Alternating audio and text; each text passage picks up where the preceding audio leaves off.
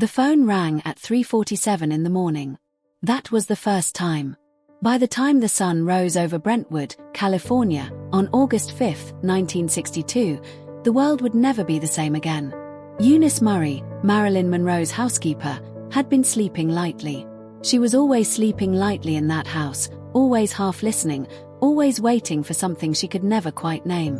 The house on 5th Helena Drive was beautiful. White walls, Mexican tiles, a garden that smelled of jasmine in the evenings, but it had a heaviness to it. Not darkness, exactly. More like the weight of secrets that had nowhere left to go. She had found the light still on under Marilyn's door at midnight. She told herself she hadn't thought much of it. She told herself that for the rest of her life. Decades later, in her final years, Eunice Murray would give a series of interviews in which she quietly, carefully revised several things she had previously said.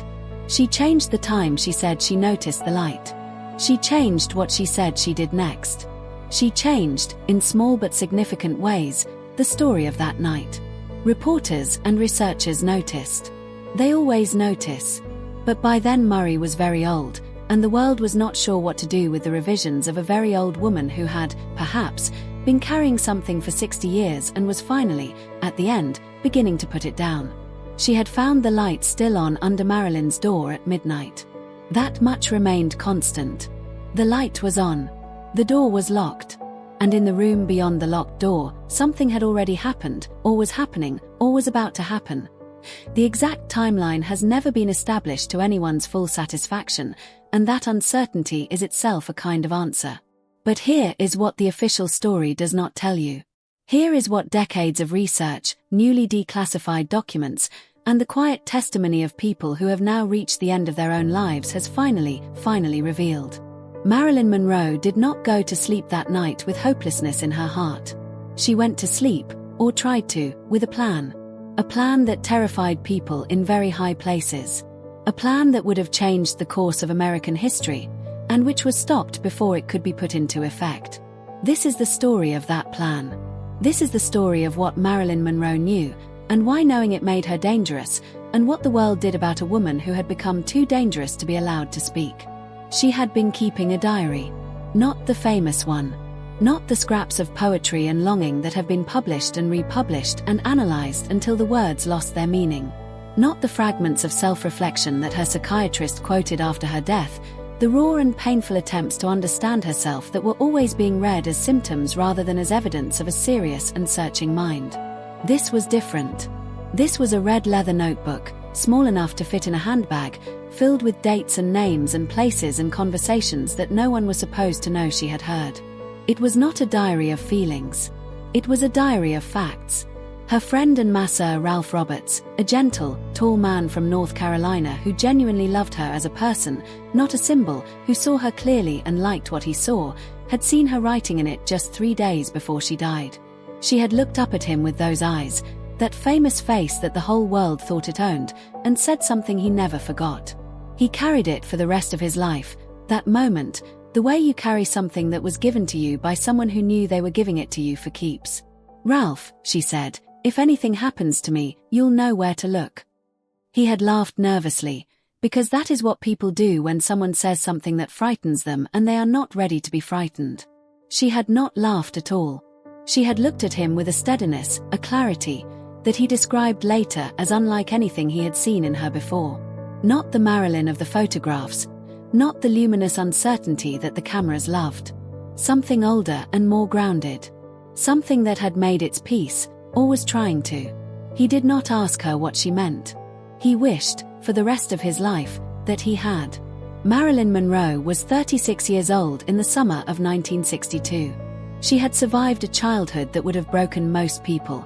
Passed between foster families like something unwanted, haunted by a mother who could not hold on to reality, deposited in an orphanage at the age of 9 not because she had no living parent but because the living parent could not be lived with. She had survived Hollywood, which is a different kind of cruelty altogether, the kind that smiles while it takes everything from you, the kind that tells you you are everything while treating you as nothing. She had survived 3 marriages, including one to a man the whole world envied her for having, Arthur Miller, the great playwright, the serious man, though she once said privately that she had spent most of that marriage feeling like a very expensive piece of furniture that the owner was proud of but didn't quite know what to do with. She had survived the studios and their contracts and their casual ownership of her time and her face and her name. She had survived the photographers who needed her to be only one thing and the directors who needed her to be only one thing and the public who needed her to be only one thing. She had survived the pills that the doctors prescribed not to heal her but to manage her, to smooth the edges of a personality that was inconveniently large and inconveniently real. She had survived being wanted in the way that objects are wanted, completely, possessively, and without any interest in what the object itself might need. She had survived. And she was, in the summer of 1962, just beginning, to understand what survival had cost her and what it might yet mean. People who knew her that summer described someone different from the fragile, stumbling figure that history has turned her into. Yes, she had been fired from Something's Got to Give, a firing that was itself complicated, that had as much to do with studio politics and the impossible demands placed on a woman who was genuinely unwell as it did with her behavior on set. Yes, she had been unwell.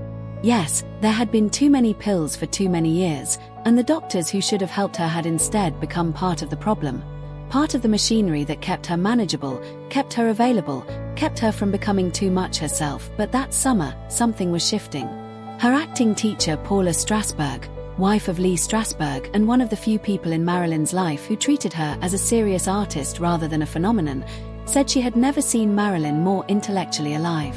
Pat Newcomb, her publicist and genuine friend, noticed that she had started reading differently, not just novels and poetry but history, politics, journalism. She had subscribed to several newspapers. She was keeping up with the news in a way she had not previously done. She was paying attention to the world in a new way, and the world she was paying attention to was, in 1962, a very dangerous world to pay attention to too closely. The Bay of Pigs invasion had happened just the year before, a catastrophic, embarrassing failure that had exposed the hidden machinery of American foreign policy in ways that made powerful people very uncomfortable. The civil rights movement was tearing open the comfortable surface of American life, forcing confrontations that the powerful had spent decades avoiding. The Cold War was at its most terrifying pitch. The Cuban Missile Crisis was only months away, and in government offices and private clubs and the back rooms of institutions that officially did not exist, men were making decisions that they understood could end the world. The President of the United States was conducting affairs, not just personal affairs, though there were those, but affairs of state that went far beyond anything the American public knew about or had consented to.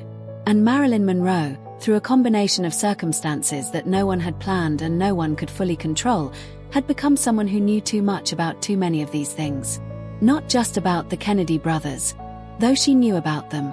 The relationship with John Kennedy, the president, is documented, debated, and complicated enough to fill its own story. The relationship with Robert Kennedy, the Attorney General, is murkier, more disputed, and in some ways more significant. But these were not the primary things she had written in the Red Notebook. The primary things were something else.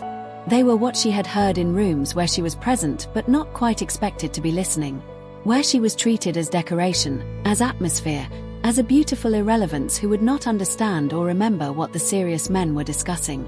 They underestimated her. They always underestimated her. The world always underestimated Norma Jean. There were conversations about Cuba. There were conversations about operations that had no official existence. There were names spoken in her presence, names of foreign officials, names of American officials acting outside their official capacity, names that meant nothing to most people but everything to the people who knew what they referred to. She had written them down. She had written dates. She had written what she remembered of the words. She was building, in that Red Notebook, a record. Whether she fully understood what she was building, whether she had a clear plan from the beginning or whether the plan clarified as the summer went on and the treatment she was receiving from certain quarters became more alarming, that is harder to say. What is clear is that by August of 1962 she had decided to use it. The Red Notebook. Where is it now? That is the question that has haunted investigators, journalists, biographers, and ordinary people fascinated by her story for more than 60 years. Her house was searched, thoroughly, professionally searched, in the hours immediately after her body was found. Not just the ordinary search of a crime scene, but something more purposeful, more targeted. There are accounts, from neighbors and from people who worked in the area and have only spoken publicly in their final years, of cars arriving in the night before the police were officially called. Of men moving through the house with a purpose that suggested they knew what they were looking for. Of the careful, unhurried quality of people who have done this before. Her telephone had a recording device attached to it. This was known to certain people at the time, and has been documented since. Her phone calls were being monitored. The phone records for the last week of her life were removed in the immediate aftermath of her death. Not missing, not accidentally lost, but removed. This is documented. They were taken deliberately, by someone with the access and the authority to take them. Whatever calls she made or received in those final days, someone decided the world should not know about them. Her filing cabinet was rifled. Her address book was taken. Several boxes of personal correspondence that friends later remembered seeing in the house were never found among her effects. And the red notebook. There are those who believe it was never found, because she had been careful. Because she had learned, from years of watching powerful people, how important it was to be careful with the things that could not be replaced. That she had placed it somewhere unexpected, entrusted it to someone outside the expected circle, hidden it in the way that a woman who had grown up with nothing and knew the world could take things away understands hiding. There are those, very old now, some of them dead since this research was conducted, who have said things in their final years that suggest the notebook exists. That it passed from hand to hand in the years after her death, that it was known about in certain circles as something dangerous, something that people were periodically willing to pay significant sums to locate. A woman who worked as a secretary in the Los Angeles field office of the FBI in 1962 gave an interview several years before her own death, her first and only interview, given she was dying, and said she had nothing left to lose. She said that a file had crossed her desk in the weeks following Marilyn Monroe's death. A file she was not supposed to see, which she saw only because she had been asked to deliver it to her supervisor and could not help but notice its contents. Inside was a transcript of a recorded telephone call. The date was August 3, 1962, 2 days before Marilyn died. The voice on the call was identified as Monroe's. The person she was speaking to was a journalist, not famous, not prominent, a working journalist based in Washington, D.C. who covered stories that powerful people preferred not to see covered. She was attempting to arrange a meeting. The meeting, the transcript made clear, was a preliminary to a press conference.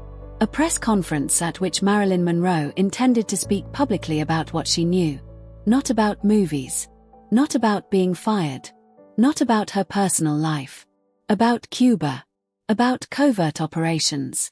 About the conversations she had been present for, the names she had heard, the things that were being done in the name of the American people without the American people's knowledge or consent. "I've been quiet long enough," the transcript records her as saying. "I was quiet because I was afraid, and I was afraid because I thought being afraid would keep me safe. But it doesn't. It never did. So I might as well say what I know. At least then it means something." The press conference was scheduled for August 6, 1962. She died in the night of August 4 to 5, 1962. Alone in her White House with the jasmine garden and the locked door and the light that stayed on. The coroner ruled it a probable suicide from acute barbiturate poisoning. The word probable has never been adequately explained. Probable was doing an enormous amount of work in that sentence. The investigation was cursory by the standards of the day and would be considered a scandal by the standards of any other day. The scene was not properly preserved. The timeline was never established. Witnesses gave accounts that shifted and contradicted. Key evidence was unavailable because key evidence had been removed before the official investigation began. None of this proves murder. It is important to say that clearly. None of this proves that Marilyn Monroe was killed. What it proves is that the investigation into her death was inadequate, compromised, and shaped by forces outside the ordinary workings of justice. What it proves is that she was, in the days before her death, attempting to do something that powerful people wanted stopped. What it proves is that the world she was living in, the world she was finally, courageously deciding to speak about, was a world in which women who knew too much and decided to say so did not always survive the decision. She was 36 years old. She had, by every account of people who knew her that final summer, finally become herself. Not the construction, not the performance, not the Marilyn Monroe that the world had built from the raw material of Norma Jean Mortensen and then used until it broke. Herself. The self she had been working toward her entire life through every foster home and every film set and every marriage and every disappointment. The self that was curious and political and angry and awake. She was 36 years old, and she was gone 3 days before she was going to speak. The jasmine still blooms in Brentwood in the California summers. The house on 5th Helena Drive still stands, repainted now, altered, inhabited by people who have their own lives and their own stories and perhaps do not think often about what happened there in 1962. The neighbors hear nothing unusual. The street is quiet. The world has moved on in all the ways the world always moves on. But some things do not move on. Some things stay lodged in the body of history like a splinter that the body cannot expel and cannot ignore, that aches when the weather changes, that reminds you it is there whenever you press on it. The death of Marilyn Monroe is one of those things. It aches. It refuses to resolve.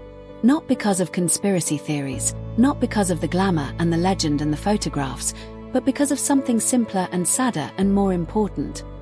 Because she was a woman who had something to say, and she was silenced before she could say it. Because she was a woman who had been underestimated her entire life, and she was finally done being underestimated. Because she was Norma Jean Mortensen, who grew up with nothing and nobody and made herself out of sheer will and desire and the absolute refusal to accept the smallness that the world kept trying to assign to her. And in the end the world, which had used her and exploited her and taken everything it wanted from her and given back a version of fame that looked like love but wasn't. In the end the world could not bear the idea of her being, at last, too large to contain. The red notebook is out there somewhere. Or it was destroyed. Or it is in a government archive under a classification that will not expire for another generation. The people who knew about it are almost all dead now. The people who know where it is, if it exists, are old and running out of time to decide whether the truth matters more than whatever they were promised or threatened into silence. And the woman who wrote it, who sat in that White House with the jasmine garden and wrote down names and dates and overheard words in a small red leather notebook because she had finally decided that she was not going to be quiet anymore, that she had survived too much and learned too much and loved this complicated world too deeply to let the things being done to it go unsaid. That woman deserved better than what she got. She deserved the press conference. She deserved the 6th of August. She deserved to stand in front of the journalists and say, in that voice that the whole world recognized and no one had ever truly listened to, here is what I know. Here is what was done. Here is what they did not want you to know. She deserved to be heard. We owe her, at the very minimum, the act of continuing to ask. Of refusing to accept the tidy, terrible neatness of the official story. Of insisting that she was more than what the world reduced her to, more than a symbol, more than a tragedy, more than a beautiful face attached to a sad ending. She was a mind. She was a woman with information and the courage to use it. She was Norma Jean and Marilyn both, the frightened child and the fearless woman, and in the end she tried to do something brave and it cost her everything. The phone rang at 3:47 in the morning on August 5, 1962. Outside, the jasmine was blooming. Inside, a light burned under a locked door. And somewhere in that house, in a place that careful hands had prepared in advance of the careful search that was already being planned, or perhaps entrusted to someone who is still alive, still silent, still deciding, a small red leather notebook held the words that were supposed to change everything. Maybe they still will. Maybe, somewhere in the long arc of history, truth finds its way out no matter how many doors are locked against it, no matter how many phones are monitored, no matter how many women are silenced at the precise moment they find their voice. Marilyn Monroe found her voice. They took it away before the world could hear it. But voices, once found, have a way of echoing. Across decades. Across silences. Across the jasmine-scented dark of a California night that has never, not fully, not finally, come to an end. She is still speaking, if you know how to listen. She always was.